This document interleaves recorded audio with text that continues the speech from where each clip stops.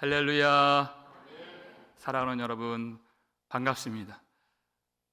우리가 어찌어찌해서 12월까지 왔습니다. 또 여차저차해서 우리 또 사도행전 16장 이제 시작이 됩니다. 제가 말을 이렇게 했지만 사실 우리가 여기까지 온 것은 다 하나님의 은혜인 줄 믿습니다. 그래서 이 밤에 하나님께서 그 은혜를 더 부어주시고 그 은혜를 더 알게 하시고 그 은혜를 더 많이 누리게 하시는 이 밤이 되기를 주의 이름으로 축원합니다. 우리가 사도 바울과 바나바, 그 거룩한 사도들이 심히 다투고 그랬죠. 그리고 또 갈리고 각자의 그 길로 따로따로 떠나는 모습을 보면서 당혹감을 감출 수가 없었습니다. 우리만 싸우는 것이 아니구나. 그들도 우리와 성정이 똑같은 사람들이었구나. 여러분, 그래도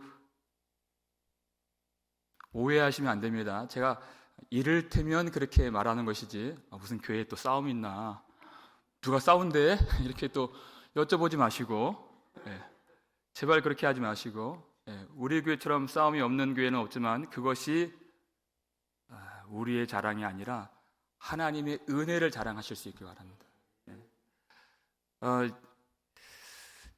그런 말씀들을 통해서 성경은 사도라 할지라도 그들의 약점을 감추지 않고 다 노출한다는 것입니다. 왜 그렇게 할까요? 하나님의 나라는 이 사도들의 강점으로 이루어지는 나라가 아니라 약한 자라도 붙들어 사용하시는 위대하고 강하신 하나님의 은혜로 성취되는 하나님 나라인 것을 우리에게 가르쳐 주시는 것입니다. 여러분, 하나님의 은혜가 있으면 우리가 한 마음이 되고 분쟁하지 않죠. 그러나 은혜는 거기에서만 그치는 것이 아닙니다. 왜 싸우는 것이 안 좋은가? 여러분, 한때 경험해 보셨죠? 싸우면 우리 신앙생활이 참 어렵습니다. 예배도 드리고 싶지 않고 하나님을 찾고 싶지 않고 기도도 싫고 섬기는 것도 싫어지고 신앙의 실증을 느끼게 돼요. 무슨 의미가 있는가? 하나님 나라의 기쁨을 다 잃어버리게 돼요. 어떤 생각이 드는가 하면 나 같은 사람은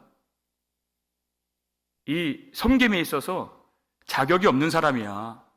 여러분, 그것을 사탄이 원하는 것입니다. 그래서 시험에 들게 하고 그리고 넘어지게 하고 이 사명을 떠나게 만드는 것이에요. 하나님의 은혜는 싸우지 않게만 만드시는 은혜가 아니라 싸움이 있을지라도 다툼이 있을지언정 그 사명을 포기하지 않도록 만드는 은혜도 하나님이 내려주시는 것입니다. 그러니까 사울이 그 은혜를 받았어요. 다퉜을지언정 하나님이 실라라고 하는 그 선지자를 그에게 붙여주시고 다시 하나님의 은혜를 충만하게 부어주셨습니다.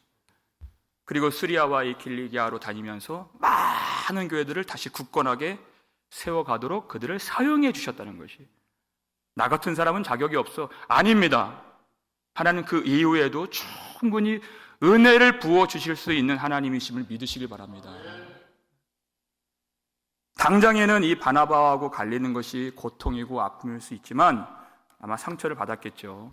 그런데 이 선교 역사적으로 보면은 이 전도대가 이 두 팀으로 나누어져서 더 많은 지역에 복음을 전하게 되는 그런 선한 결과를 맺게 된 것입니다. 우리의 약함까지도 그리스도의 강함으로 사용하시는 우리 하나님.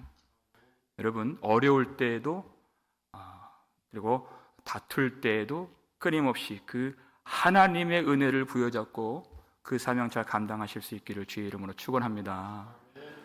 이제는 본격적으로 이 16장에서 제2차 전도 여행이 이제 시작되는 그 첫 단계에서 우리가 이 본문을 살폈습니다.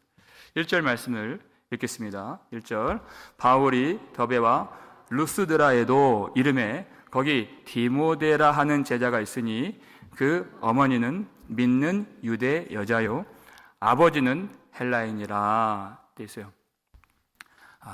당초 바울이 하나님이 품게 하신 그 계획대로 1차 전도 여행 때에 복음을 전했던 그 지역을 돌아보는데 1차 전도 여행 때와는 다르게 이제 육로를 통해서 이제 거꾸로 올라가는 그 수리아와 이 길리기아 쪽으로 올라가는 그 길을 갈 때 더베와 루스드라에 이르렀다. 이렇게 성경이 말하죠. 여러분, 루스드라에서 어떤 일이 있었습니까? 처음에 나면서부터 발을 쓰지 못하는 어떤 한 사람이 있었어요. 그런데 하나님께서 바울을 통해, 사도들을 통해서 기적적으로 그를 고쳐주셨습니다. 그랬더니 거기에 있는 사람들이 바나바를 제우스라고 하고 또 바울을 헤르메스 신이라고 추앙하면서 이들에게 제사를 드리려고 하는 그런 일을 하는 거예요. 소동이 일어납니다. 그러니까 그들이 옷을 찢으면서 그리 말라고 제지하고 그리고 말씀을 전하는데 다시 그들이 이 선동하는 사람들 때문에 이제 급변해서 바울에게 돌을 던져요. 죽이려고. 그래서 바울이 죽은 줄 알고 이 사람들이 성 밖으로 내쳐버리는, 죽을 뻔했던 곳이 바로 루스드라입니다. 돌에 맞아 죽을 뻔한 곳. 여러분, 거기 다시 들어갈 수 있을까요?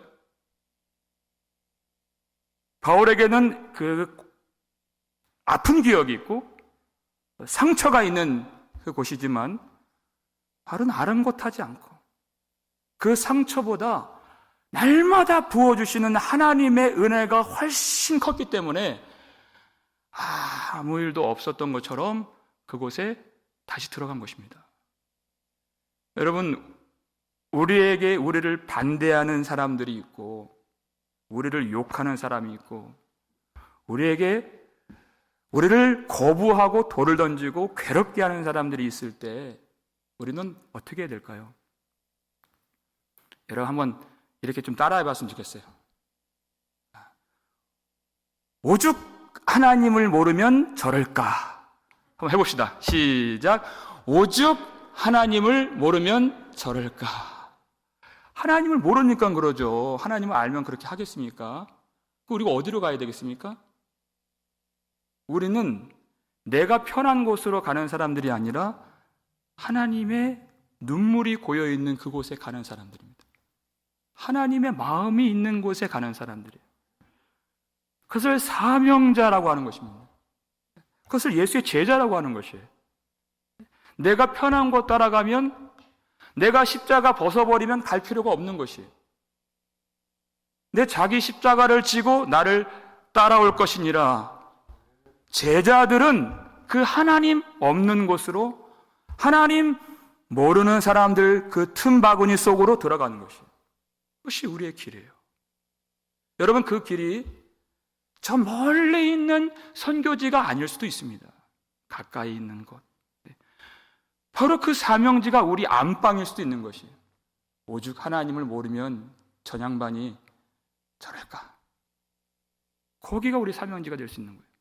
우리 가정이 될 수가 있고, 혹은 교회이지만 우리 찬양대실이 그 선교지가 될 수도 있는 것이에요.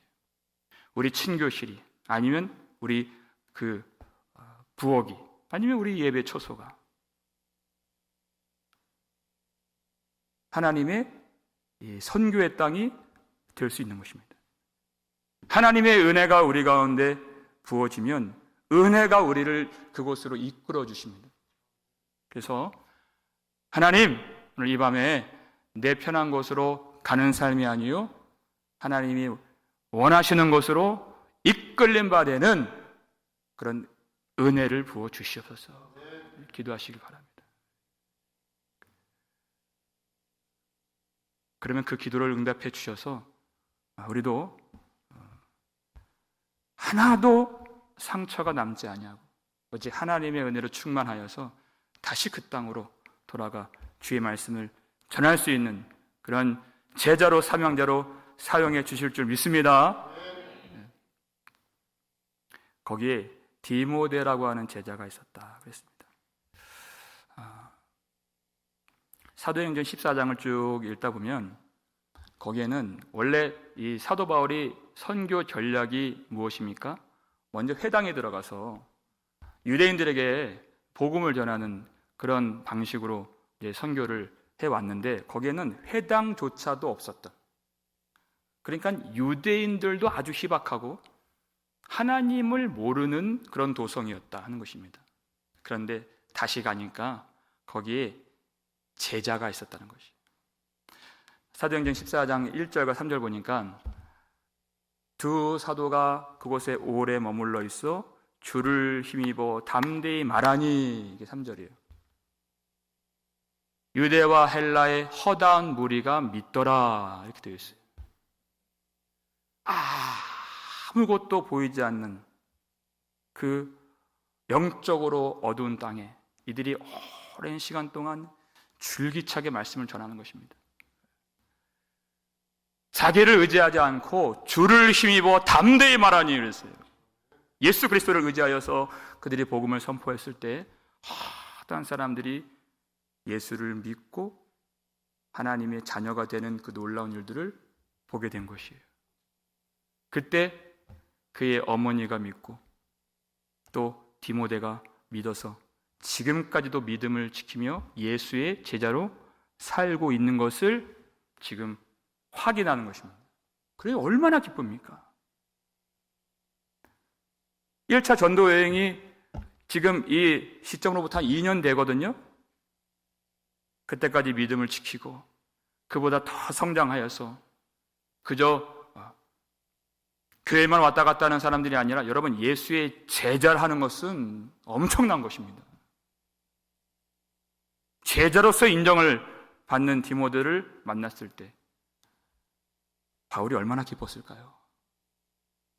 그가 이고니온 사람들 때문에 큰 박해를 받고 또 루스드라에 가서 이 돌에 맞아 이 죽을 뻔한 그 어려움이 있었던 이 선교지에서 그가 이 피 흘리면서 전했던 이 복음이, 그리고 그의 수고가 헛되지 않았구나. 여러분, 그래서 사도 바울이 담대히 우리에게, 사랑하는 성도들에게 이렇게 가르쳐 주는 것입니다. 고린도전서 15장 58절 말씀입니다. 읽겠습니다. 그러므로 내 사랑하는 형제들아, 견실하며 흔들리지 말고 항상 주의 일에 더욱 힘쓰는 자들이 되라. 이는 너희 수고가 주 안에서 헛되지 않은 줄 알미라. 아멘. 과연 이런 수고가 의미가 있을까? 여러분 절대 그렇게 생각하지 마십시오. 너희 수고가 주 안에서 헛되지 않은 줄 알미라. 이렇게 영적으로 어둡고 이 박해가 큰 파도처럼 밀려오고 아무도 말씀을 듣는 것 같지 않은데 과연 열매가 있을까? 그렇지 않습니다. 너희 수고가 주 안에서 헛되지 않은 줄 알미라. 사도 바울이 경험한 것이, 그가 주 안에서 더욱 힘써야 할 이유, 여러분 고린도전서 15장이 무슨 내용입니까? 예수 그리스도의 부활에 대해서 가장 정확하게 설명해 주는 내용이에요. 이 세상이 어둡고 그 죄악이 관영하여서 교회를 크게 핍박하는 그런 일들이 많이 보여도 우리 주 예수 그리스도께서 부활하셨기 때문에, 부활하신 주 안에서 우리가 최후 승리를 믿기 때문에 우리는 주 안에서 힘쓸 수 있다는 것입니다.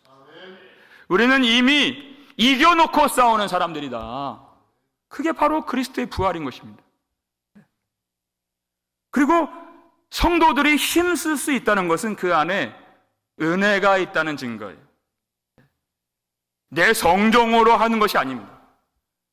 그래서 그 힘써서 우리가 복음을 전하면 내 능력으로 성취가 되는 것이 아니라 그 은혜의 씨가 그 복음의 씨가 반드시 하나님이 기뻐하시는 생명 구원의 열매로 나타나게 되는 것을 믿어야 한다는 것입니다. 은혜는 그 복음에는 생명의 씨가 있어요. 절대 헛된 것으로 돌아가지 않는다. 바울이 그걸 경험해요. 그 생명의 열매가 바로 디모데인 것입니다. 여러분, 사역의 현장에는 우리를 어렵게 하는, 또 박해하는, 그런 답답하게 하는 문제만 만나는 것이 아닙니다.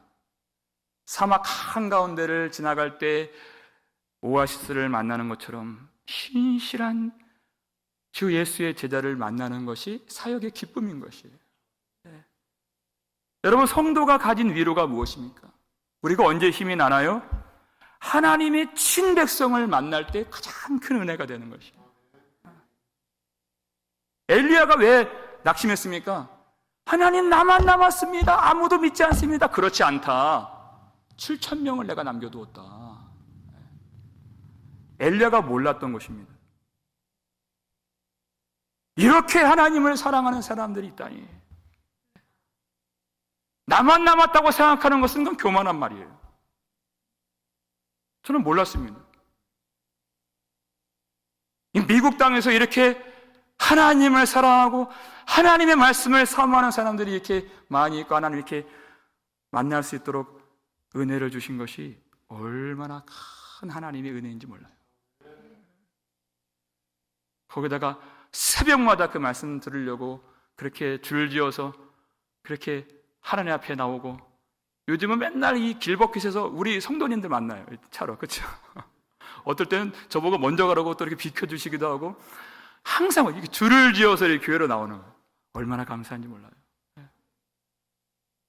여러분의 새벽에도 우리 금요일이든 우리 주차할 자리가 없을 정도로 하나님께서 우리 하나님의 말씀 사모하는 성도들로 모이게 해주시기를 주의 이름으로 축원합니다. 그것 자체가 위로가 된다는 것이에요. 그래서 참 피곤하다가도 그런 성도님들 얼굴 보고 말씀 전할 때 하나님이 다 치료해 주시고 다 회복시켜 주세요. 그런 위로를 교회를 통해서 주신다는 것입니다. 그러니까 바울이 디모데를 통해서 더욱 감사한 것은 뭐냐? 2절 말씀이에요. 읽겠습니다. 디모데는 루스드라와 이고니온에 있는 형제들에게 칭찬받는 자니, 이렇게 되어 있어요. 디모데가 많은 형제들, 루스드라만이 아니라 이고니온에 있는 그런 형제들, 교회 성도들에게도 칭찬을 받는 사람이다. 그런 것이에요. 디모데의 이때 나이를 여러분 추정해 보면 한 18살, 10대 후반으로 보여져요. 지금은 20대, 30대 어떤 그런 청년들 봐도 좀 이렇게 케어할 것이 많은 것처럼 느껴지는, 참 어리다 그렇게 보여질 때도 많죠. 그런데 여러분, 예수의 제자는 그렇지 않습니다. 디모데는 아주 나이가 어렸어요. 근데 여기 칭찬을 받는 자는 이 동사를 보니까 한두 번 잘했다고 이렇게 쓰여지는 동사가 아니라 미완료시제, 계속해서 반복적으로 칭찬을 받아왔다, 그런 뉘앙스로 지금 여기 쓰여 있는 것입니다. 그러니까 아주 긴 시간 동안에 예수 그리스도를 아는 마음과 성품이 얼마나 많은 성도들에게 영향을 주었고 유익을 주는 인생이었는가. 여러분, 루스드라하고 이고니온이랑 지금 뭐 이렇게 뭐 라브라랑 플러튼 이 정도의 거리가 아니에요. 제가 지도를 보니까 약 45km 정도 떨어진, 그러니까 지금의 교통수단으로도 쉽게 갈 수 없는 그런 지역이에요. 멀리 있는 그 땅에도 그의 성품이, 그의 신앙이, 그의 신실함이 소문이 퍼질 정도로 그런 믿음과 성품을 겸비했던 제자가 디모데다. 그러면 사도행전에서 처음 하나님께서 집사를 세우게 하실 때, 여러분 그때 그 기준이 무엇이었습니까? 6장 3절 말씀 볼까요? 읽겠습니다. 형제들아, 너희 가운데에서 성령과 지혜가 충만하여 칭찬받는 사람 7을 택하라. 우리가 이 일을 그들에게 맡기고 그랬어요. 먼저 성령과 지혜가 충만하여 그랬습니다. 여러분, 성령과 지혜가 충만하다는 것은 쉽게 말하면 자기 자신을 위해서 사는 사람이 아니다, 그 뜻이에요. 나를 위해서 살지 아니하고 주님을 위해서 사는 사람, 그리고 다른 사람을 위해서 사는 사람을 성령과 지혜가 충만한 사람, 이렇게 얘기하는 것이에요. 그러면 이 성령 충만함은 나만 알고 있는 것이 아닙니다. 내가 성령 받았다, 내 안에 성령 충만하시다, 나만 알고 있는 것이 아니라 칭찬을 받게 되어 있다는 것이에요, 다른 사람들에게. 그러니까 어떤 사람을 집사로 세우고 또 직분자로 세우는 것이 가장 타당한가? 어떤 그 남자 성도를 집사로 세울 때 보려면 가장 정확한 것은 그 아내의 얼굴을 보는 것이에요. 그게 첫 번째. 그것이 정확합니다. 정말 그 가정에서 남편 때문에 행복한 삶으로 얼굴이 그 행복함이 역력한가. 그렇게 세우면 정확한 거예요. 그 자식을 보면 알 수 있는 것입니다. 그 이웃을 보면 알 수 있는 것이에요. 디모데는 심지어 저 멀리 있는 이고니온 사람들에게도 칭찬을 받는 사람이었다.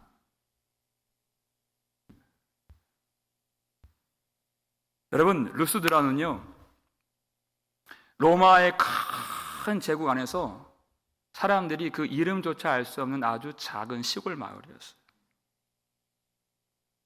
지금은 뭐 흔적조차 남아있지 않는 그런 도시입니다. 그런데 하나님은 그를 주목하고 계셨다는 것입니다. 그 작은 동네, 그 어린 디모데, 그 영적으로 어두운 시대 속에서 성도들도 많이 있었죠. 허다 무리가 믿더라 그랬잖아요. 그런데 그 많은 성도들 중에서도 그 어린 디모데 하나를 주목하시고 그를 이 2차 전도 여행에 합류시켜 주시고 어두운 밤 하늘에 그 밝게 빛나는 그 별빛처럼 우리 가슴에 심어서 그를 기억하게 만들어 주신다는 것입니다. 하나님의 마음을 얼마나 시원케 해드린 예수의 제자였는가. 여러분, 우리가 기왕 예수 믿는데 우리 한 번뿐이 없는 인생, 이렇게 주의 마음을 시원케 해드리는 진실된 예수의 제자가 되는 은혜가 있기를 주의 이름으로 축원합니다. 이 디모데라고 하는 사람의 이 짧은 인생을 조금 우리가 유추해 보면 아마 쉬운 인생은 아니었을 것입니다. 그의 어머니는 유대 여자고 그의 아버지는 헬라인인데 지금으로 말하면 다문화 가정이라고 들어보셨죠? 그러니까 두 문화가 이렇게 혼재되어 있는, 언어도 다를 수 있고 문화가 다를 수 있고, 우리가 이제 미국 땅에 사니까 조금 더 이해할 수가 있겠는데요. 그리고 디모데는 피가 섞인 혼혈인이었습니다. 거기다가 유대인들은 이방인들을 짐승보다 못하게 보는 그런 선민 사상이 있었죠. 유대인 여자의 헬라인 남편.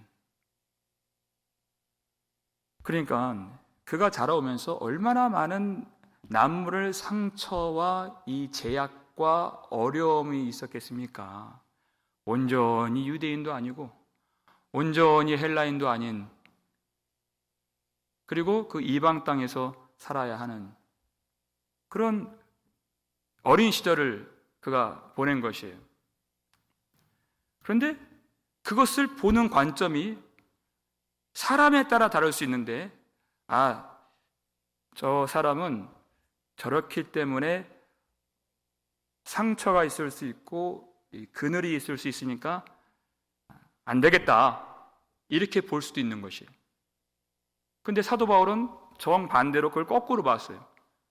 유대인에게 접근할 때에는 유대인으로 가면 좋을 것이고 헬라인들에게 가서 복음을 전할 때에는 얘를 헬라인으로 보내서 복음을 전하면 참 유익하겠구나.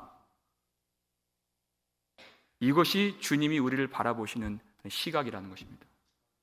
세상에서는 참 별로 인정받지 못하고 아웃사이더라고 하죠. 그런 사람일 수 있어요. 결격 사유가 많은 사람일 수 있어요. 그런데 하나님은 우리를 그렇게 보지 않으신다는 것입니다. 하나님 나라에는 우리가 아주 요긴한 도구로서 쓰임받을 수 있는 그런 사람으로 하나님이 봐주신다는 것이에요. 우리 교회가 어떤 사역자를 청명하는데 그분이 목사님 아들이에요. 그러면 목사님 아들이기 때문에 신앙에 대해서 교회에 대해서 잘 익숙하게 알고 있겠구나, 참 좋구나, 그렇게 보면 되는 거예요. 근데 불신 가정에서 태어난 것이 딱 보니까 자기소개서에 나와요. 이분은 불신 가정에서 태어났기 때문에 불신자들의 마음을 알고 형편을 알고 그들을 잘 보듬고 복음으로 인도해 줄 수 있는 그런 좋은 자질을 가졌구나, 이해하면 되는 것이. 뭐가 더 좋고 뭐가 더 나쁜 것이 없는 것이. 우리 주님이 우리에게 생명을 주시고 우리 주님만이 우리에게 유익함 되시기 때문에 주 안에서 모든 사람들이 유익한 것입니다. 그러한 관점으로 서로 다른 사람들을 다 불러 모아서 예수 그리스도라고 하는 한 몸으로 우리를 세워주신 하나님. 여러분, 그 은혜로, 그 은혜의 시각으로 교회를 보고 다른 사람을 볼 수 있기를 주의 이름으로 축원합니다. 참 이 디모데 함께 데려가고 싶다. 이 바울이 그 마음을 먹고 그가 행한 일이 있습니다. 할례죠. 3절 말씀 볼까요? 읽겠습니다. 바울이 그를 데리고 떠나고자 할새 그 지역에 있는 유대인으로 말미암아 그를 데려다가 할례를 행하니 이는 그 사람들이 그의 아버지는 헬라인인 줄 다 알미러라. 아니, 하필 왜 이 시점에서 할례를 행했다는 말씀이 나올까? 우리가 2달 동안 지금 이 예루살렘 이 할례 논쟁에 대해서 살피고 이제 막 지금 16장 들어왔어요. 다시 할례의 문제 보게 하시는 것이에요. 그렇게 치열하게 논쟁하고 또 회의하고 성령께서 그 교회를 인도해 주셔서 구원을 받을 때 할례를 받을 필요가 없이 오직 주 예수의 은혜로만 구원을 받는다고 이제 예루살렘 교회에서 결의를 하고 그 복음을 굳건하게 성령께서 지켜주신 것입니다. 그런데 이 할례를 행한 주체가 누구입니까? 바울이에요. 사도 바울은 구원을 받는 자들이 오직 주 예수 그리스도의 복음으로만, 은혜로만 구원을 받는 것입니다 라고 말한 그 측의 가장 중심된 인물이 바로 바울입니다. 그런데 바울이 할례를 디모데에게 행했다는 것입니다. 여러분, 이 할례는 어떤 할례일까요? 디모데의 구원을 위한 할례가 아니라 앞으로 만나게 될 영혼들을 위한 선교를 위한 할례였다는 것입니다. 유대인들의 구원을 위한 할례였다는 것입니다. 유대인의 관점으로 디모데를 보면 피가 섞이긴 했지만은 디모데는 유대인이에요. 근데 그 유대인이 할례를 받지 않았다 하는 것은 더욱이 믿지 않는 유대인들에게는 도무지 용납할 수 없는, 그러니까 그들에게 가까이 가서 복음을 전하기도 전에 그들의 마음을 싹 닫게 만드는 그런 걸림돌이 바로 디모데가 할례 받지 않은 그 상태였다는 것입니다. 그래서 디모데로 하여금 그런 복음의 장애물이 되지 않도록 누구든지 유대인들이라도 마음을 열고 가까이 하여서 복음을 받을 수 있도록 그 선교를 위해서 이 할례를 행했다는 것이, 이것이 예루살렘 총회에서 결의된 내용을 위배하는 것도 아닙니다. 왜냐하면 그 총회는 이방인들이 구원을 받고자 할 때 할례를 받을 필요가 없다는 것이지, 유대인들이 원하면 할례를 받는 것도 전혀 문제 삼지 않는 그런 결의이기 때문에 디모데가 유대인으로서 할례를 받는 것은 그 총회법에 전혀 위배되지 않는 그런 사안인 것을 바울이 잘 알았다는 것입니다. 바울이 어떠한 심정으로 디모데에게 할례를 행했는가? 여러분, 그것이 우리 고린도전서 9장 20절에 아주 잘 나와 있습니다. 읽겠습니다. 유대인들에게 내가 유대인과 같이 된 것은 유대인들을 얻고자 함이요, 율법 아래에 있는 자들에게는 내가 율법 아래에 있지 아니하나 율법 아래에 있는 자같이 된 것은 율법 아래에 있는 자들을 얻고자 함이요. 아멘. 그렇습니다. 바울은 이미 생명과 성령의 법 아래에서 은혜를 누리는 사람입니다. 율법 아래에 있는 사람이 아니라는 것입니다. 그런데 한 가지 이렇게 한 이유가 무엇이냐? 율법 아래에 있는 자들을 얻고 구원받게 하려고 이 일을 행했다는 것입니다. 오로지 그 한 가지 목적. 하나님의 은혜를 알고 있지만,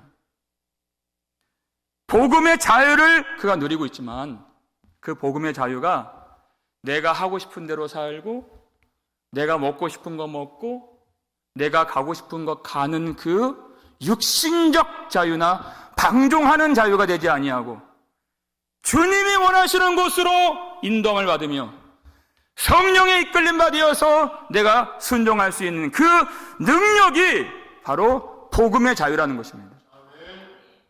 그가 갖고 있는 이 복음의 지식은 어떤 사람들보다 높고 탁월한 것입니다.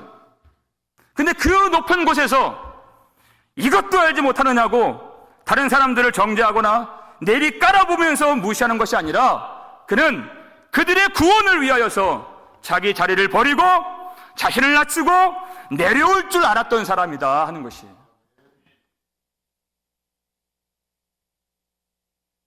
어떤 사람이 40대예요.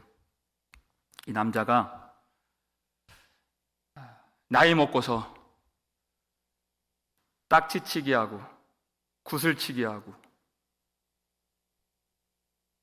말타기 하고, 아주 어렸을 때 했던 것들 있죠. 무궁화 꽃이 피었습니다 이런 거 하고, 이러면 참 한심하죠. 저 사람은 왜 저렇게 사나 그럴 수 있어요. 내용을 알면 그렇지 않습니다. 그 친구가 없는 자기 아들을 위해서 그렇게 하는 거예요.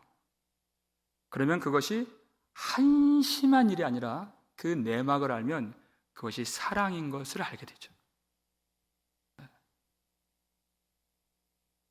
율법을 지킴에 있어서, 할례를 받음에 있어서 하나님의 은혜를 모르고 하는 것은 정말 무지한 것이고 하나님이 기뻐하시는 일이 아닙니다. 그런데 똑같은 행위예요.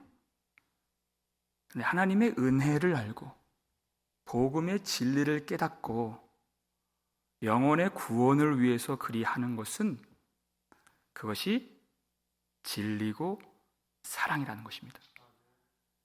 디모데는 예수의 제자라고 했어요.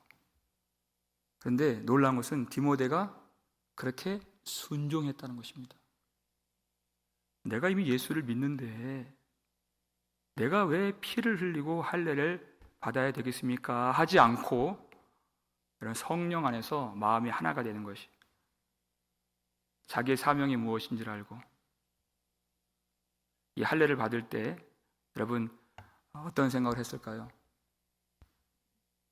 그저 은혜를 모르고 한 것이 아니라 주 예수 그리스도의 보혈의 권능을 알고 그 은혜를 받은 사람이었기 때문에 그의 살이 찢어지고 그가 피를 흘릴 때 우리 구주 예수 그리스도께서 나의 구원을 위하여, 나의 죄를 사해 주시기 위하여 몸이 찢기시고 피를 흘리셨구나 하는 그 주님만 생각하면서 그렇게 하지 않았을까요? 그것이 은혜를 아는 자들에게는 더 큰 은혜를 불러 일으키는 그 행위가 된다는 것입니다. 어떤 사람들은 그 행위만 보고서 그 중심을 모르고 사람은 외모만 보기 때문에 걸려 넘어진다고 그랬어요. 아니, 예수 믿는 사람이 왜 저렇게 해? 또 반대편에서는 그렇게 얘기할 수 있어요. 그런 비난도 받았던 것으로 보여요. 그런데 여러분, 높아진 마음으로 지식으로 우리가 판단할 것이 아니라 예수 그리스도의 마음이 임하면, 우리 주님의 사랑이 우리를 강권해 주시면 그것이 얼마나 놀라운 하나님의 은혜로 된 일인가를 알 수 있는 것입니다. 그래서 우리가 지식을 가지고 이것저것 판단하는 교회가 되지 아니하고 모든 일에 있어서 사랑으로 행하는, 사랑으로 바라보는 교회가 될 수 있기를 주의 이름으로 축원합니다. 마지막으로 이 아주 짧은 말씀인데요, 이 마음에 새겼으면 좋겠습니다. 고린도전서 16장 14절 말씀 읽겠습니다. 너희 모든 일을 사랑으로 행하라. 다시 한번, 너의 모든 일을 사랑으로 행하라. 하나님을 섬길 때 우리 머리로 하는 것이 아닙니다. 우리 주님이 우리 가운데 거하시는 마음으로 섬길 수 있는 교회 될 수 있기를 축원합니다. 주님의 눈물이 고인 곳에 우리가 나아갈 수 있고, 주님께서 그 마음을 쏟으시는 그곳에, 거기에 어려움이 있고 반대가 있고 또 핍박이 있고 고통이 있는 자리를 할지라도 성령께서 우리를 이끌어 주시는 그 자리에서 우리가 주의 복음을 전할 수 있는 그런 교회, 예수의 진정한 제자로 살기를 축원합니다. 그래서 우리가 다른 사람을 위하여 낮아질 수 있고, 다른 사람을 위하여 먼지도 묻을 수 있고, 다른 사람을 위하여 우리가 욕도 먹을 수 있고, 다른 사람을 위하여 땀 흘리고 또 피 흘릴 수 있는, 그래서 그 헌신을 통하여 수많은 사람들이 예수 그리스도의 복음을 듣고 하나님께로 돌아오도록 쓰임받는 진정한 참 예수의 제자로 사는 그 축복을 다 누릴 수 있기를 주의 이름으로 축원합니다.